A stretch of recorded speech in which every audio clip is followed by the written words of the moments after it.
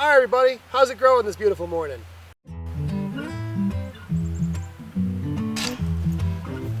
Go ahead. Morning.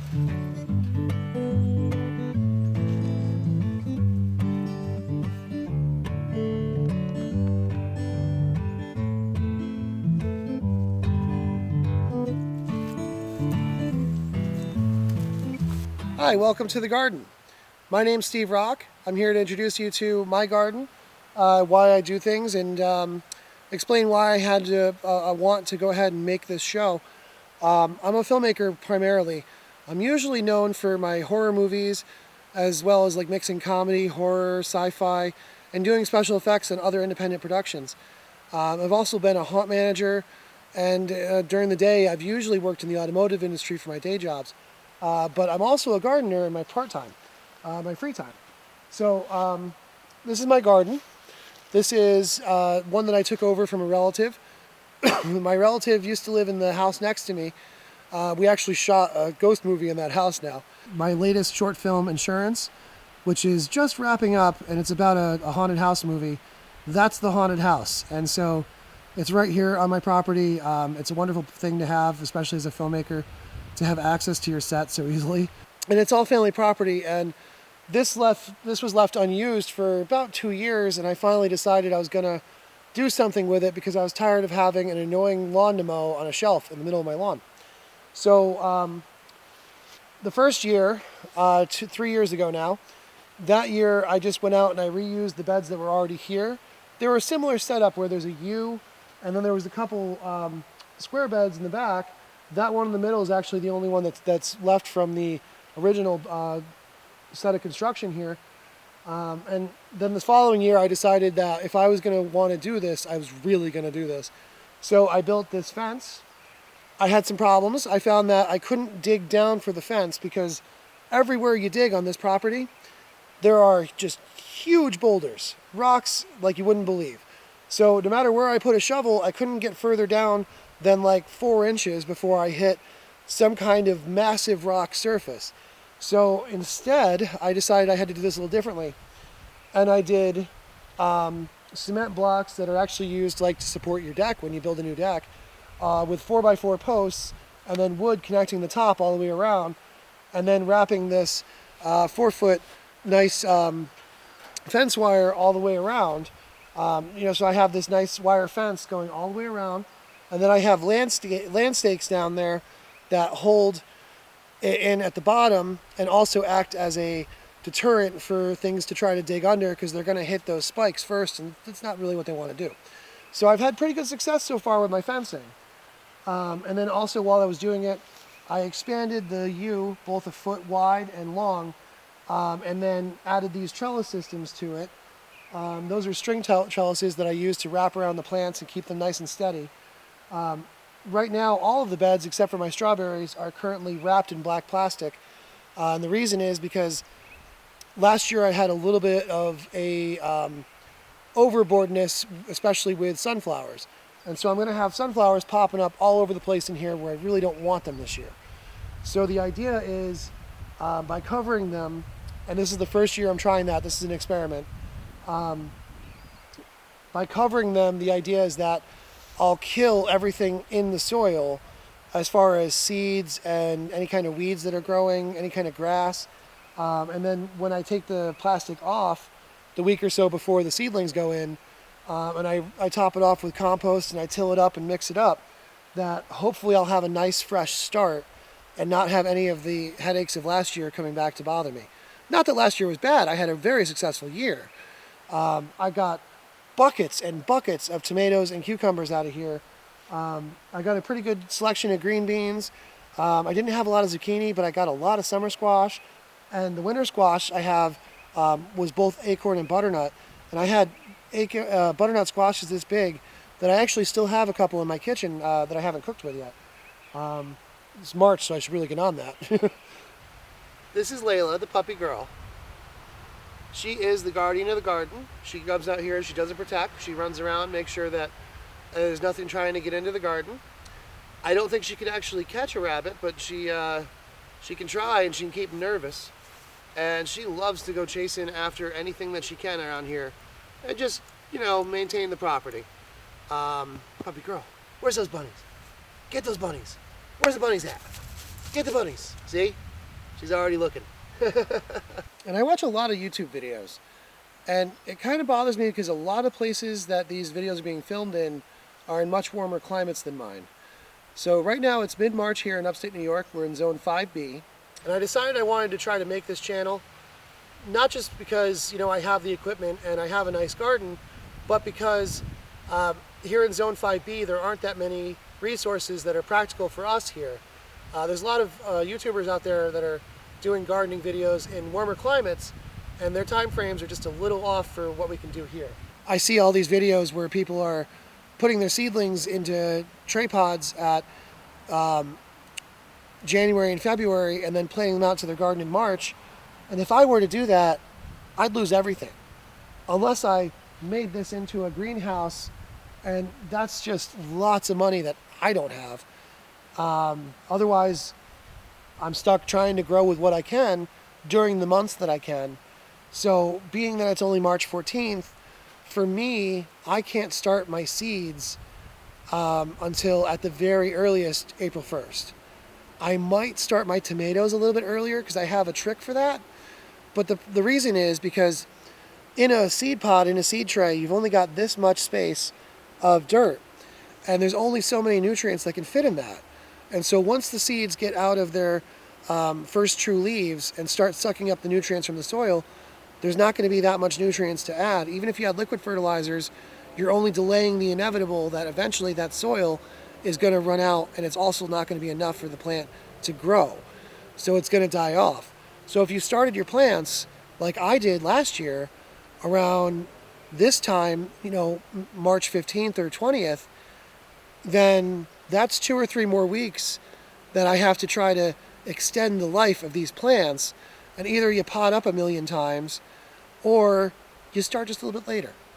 And it's a lot easier to start just a little bit later, around April 10th or 15th for a May plant date of at least May 15th by the almanac, but you kind of play it by ear. If your seedlings look great and it's May 5th and the forecast looks good, go ahead and do it.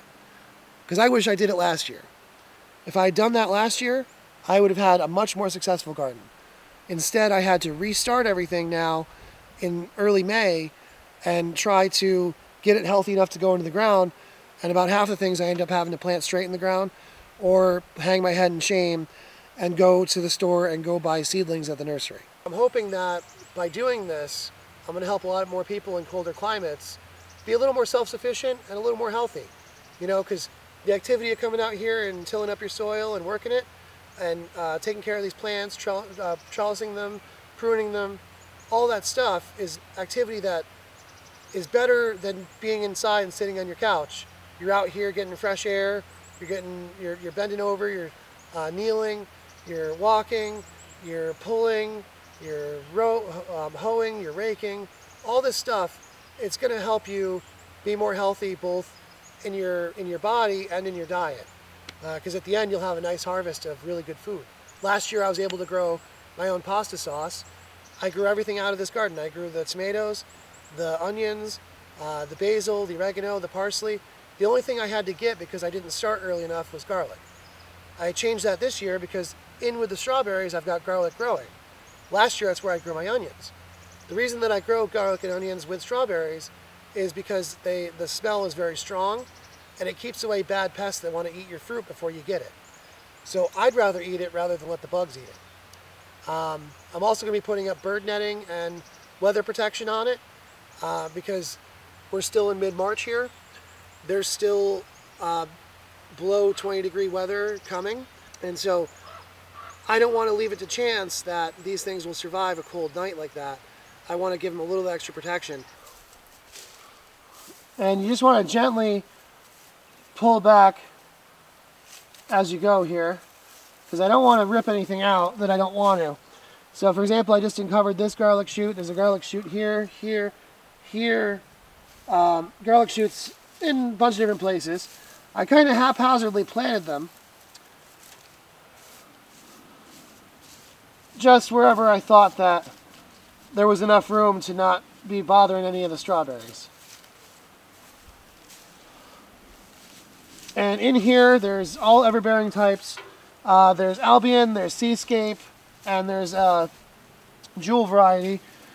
And all of them are day neutral, because even though, like, if I were to do June bearing, you get a lot of stuff in just June. But, you know, I like strawberries all year long. Why am I just going to get it in June? So strawberries are a perennial. So being a perennial, that means that they stay for several years. You don't plant them every single year. They actually plant themselves the way they spread out and grow. But you don't have to put in new seeds every year. As a matter of fact, I didn't grow these from seeds. I grew these from bare roots. I ordered them from a nursery. They came in a box. They all look dead. You threw them in here, and then they ended up growing up into some of this nice green foliage that you see here. And you can see new buds that are coming up on most of them, and as well as the garlic shoots that are starting to come out as well. The grocery store isn't getting any cheaper. And a lot of things like this, you know, sometimes the stuff tastes better when it's grown at home anyway. I can tell you the strawberries we didn't get a lot, because they were all brand new, getting established to this spot. They all came as bare roots. They are very, very tasty. Like, you can have a strawberry at the store and it tastes great. It really does. I mean, there's no trouble with it. There's a reason people buy it. But if you have it at home, first of all it costs you is some time and a little bit of labor. And in exchange, you got the best tasting, nice, natural, sweet stuff you can possibly get there. And it's healthier. You know, like, take a strawberry over some kind of candy any day, as far as health-wise, you know? Like it's a lot better way to go about satisfying your sweet tooth.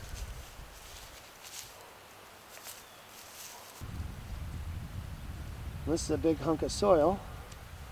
Don't want to disturb that too much. See where this is coming from. And I'm kind of following the runners. And if I find any dead plants, I'm going to take them out as I go here too. Like, unfortunately, here's one that just didn't survive.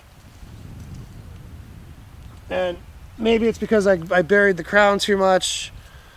Maybe it just wasn't going to make it to begin with. It had a lot of nice foliage on it, but something that's got to come off. I'm going to keep as much of the soil as I can, and I'm going to throw that in the compost.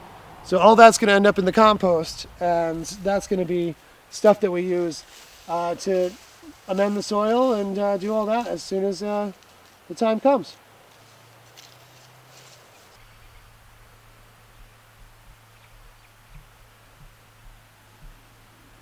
This is really good for the strawberries and also for anything like your blackberries, raspberries, that sort of thing. It's a berry tone, so it's got some soil acidifier in it, and that helps to lower the pH just a little bit. And that really is what makes these berries really happy. And you really probably should use a glove or cup or something, but I'm not worried about it, and I'm not worried about measuring it. I'm just going to go ahead and start spreading it around. And as the weekend goes, I'm going to come out here and keep working on it a bit. And I just want to add it to pretty much everywhere and get a nice covering going, and then keep working it into the ground as I mix up this old straw mulching here we've got.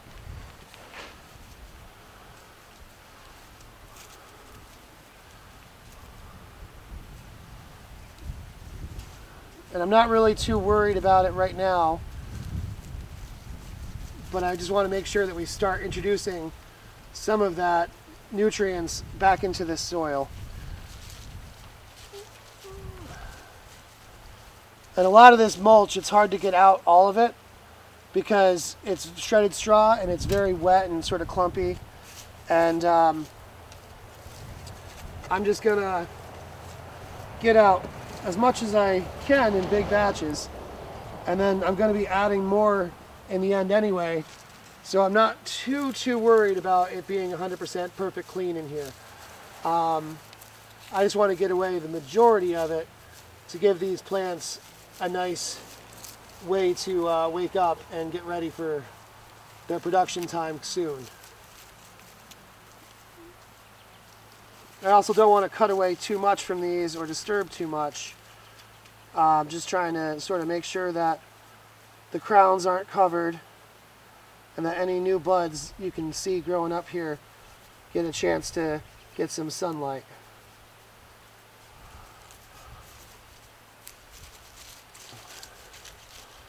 And then as they perk up and start to grow out of their mulch, I'll be able to remove the old mulch and start adding fresh mulch to the top.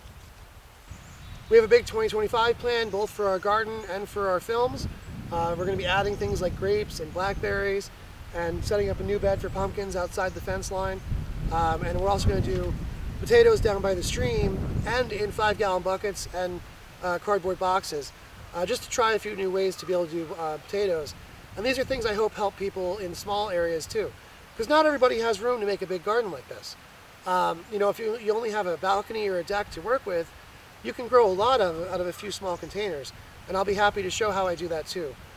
Because most of my salad greens come out of my containers on my porches.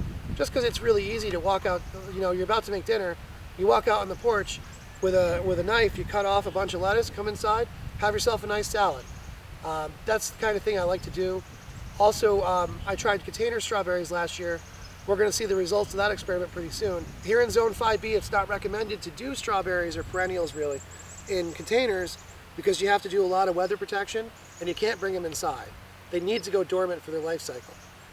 So we're going to take a look and see if these ones survived.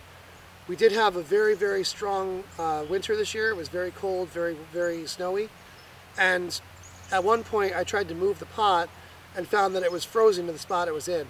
So I don't have high hopes, but I did do what I could, you know, where I put a couple inches of mulch on top of the soil, on top of the strawberry plants, and hoped that that would be enough. But there is a reason that they don't recommend it in Zone 5B, and I think I found the reason. So I did one container of strawberries. This had 3 strawberry plants. They did very well last year on my porch.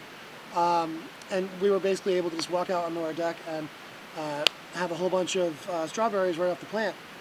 Pretty much every day you got home, you could pick like 3 or 4 and just have a nice little after-work snack. I haven't touched this yet because this is covered in the mulch that I put on it for last winter. We're going to find out whether or not any of these survived in Zone 5B throughout the winter. I've got high hopes, but I'm also realistically thinking they might not have because we did have a very cold winter. And we're going to see that I think used to be a marigold, so I'm not worried there. Basically what I'm going to do is, I'm not worried about keeping this stuff. I'm just going to uncover this and give it a day or two and see if anything perks up. But it is looking like that may be the truth, that container strawberries just don't do well in my climate. Because I'm seeing little strawberries here that I don't see any green growth on this one, or this one, or this one. But I'm not going to give up. We're going to give them a little bit of a trial here and see. Oh, there were 4 strawberries. There's another one. Once again, though, nothing green looking. Where you saw the other patch had very strong green leaves just underneath the straw mulch. And I'm sure those are going to perk right up and start producing pretty soon. I'm not so sure that anything survived in here. But I'll bring the camera down and take a look at it. And that way you can see why in Upstate New York, Zone 5B, you probably shouldn't try container strawberries unless you have some kind of way of insulating the sides of the pots. Because that's probably what happened here, is we had some periods where it literally got below 10 degrees Fahrenheit, negative 10 degrees Fahrenheit. And when you get that kind of weather, stuff in a pot like this, it's probably not going to make it. If I had somehow maybe put several pots together and put them like maybe right up against my house or underneath an awning somewhere or something like that, and kept it really full of straw, and maybe even mounted straw over the whole line of containers, I might have been able to do it, but without taking those kinds of extreme measures, just doing what I did, where I covered it with 5 inches or so of shredded mulch, shredded straw mulch, and then sort of compressed it down and probably added more. I either did one of two things. I either suffocated them or they just didn't survive the winter. And I'm going to say they didn't survive the winter, especially since I did the same treatment to the bed down there, and look at how nice all of those plants came out. Like, I only had to pull out 2 bad ones, and for all I know, those were just runners that didn't get a chance to root last year. But these three are looking pretty sad.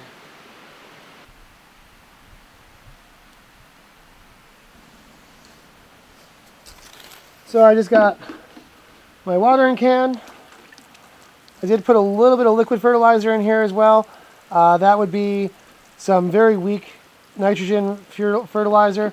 And the idea is that I want this to, soak that up. I'm going to take this off of the well before it leaches in. See, it didn't leach in yet. But that way, it'll go ahead and get its best chance to thrive and maybe get some life in it, because as it is, it's really not looking too healthy. Maybe this winter I'll have some idea about how I might be able to overwinter in containers better. But we're going to hopefully see if any life comes back. If not, that'll go in the compost. Everything's an experiment. I'm not an expert. I'm not a horticulturist. I'm not a decades-long experienced gardener. I'm just a guy that had some experience as a kid and a piece of land and a bunch of seeds and decided to give it a try. At the end of the day, I'm just an idiot with a shovel. So this is exactly what I was talking about, everybody. Today is March 17th. It's St. Patrick's Day. It's about 45 degrees and dropping here. We're expecting for about 30 degrees overnight, and then possibly 20 or 18 degrees further nights. So unfortunately, I have a perennial that I can't recover at this point because I don't want them to go back to dormancy. So I have to do whatever I can to try to help protect them from that weather. So that's why I have this greenhouse that goes over the top. It's got metal supports, makes this little frame, and it's also really good for bird netting. So once it gets warm enough, I'm going to take this plastic material off and use the frame for bird netting as well. But the material is kind of a screen, almost like a screen house kind of material. It allows the light in and it traps the warm air in, and it has a zippered pocket so I can reach in and be able to work with my plants still. And I can also leave it uncovered on nice warm days when I want to make them get as much unfiltered sunlight as possible. But I wanted to thank you for joining me in the garden. I hope you enjoyed this episode. If you did, like, share, and subscribe. If you have any questions or comments, you can leave those down below. I'll try to help the best I can. At the end of the day, I'm just another idiot with a shovel, but who knows, maybe my experience can help you. And then additionally, if you want to check out our film efforts, you can go to abominationfilms.com. We have a t-shirt store there. We also have news and videos about our upcoming releases. And you can go to our YouTube, Abomination Films NY, to see our latest short, You're Next, made for the February 2025 monthly movie contest. We have a new one we're shooting this weekend for the theme time travel, so we'll have that up pretty soon. We have Insurance, a ghost comedy movie that takes place right here on the property. Where I'm setting up the seeds, I might even be able to show some old effects that are still set up. We've got Alien series Gone. It was shot as a feature during COVID.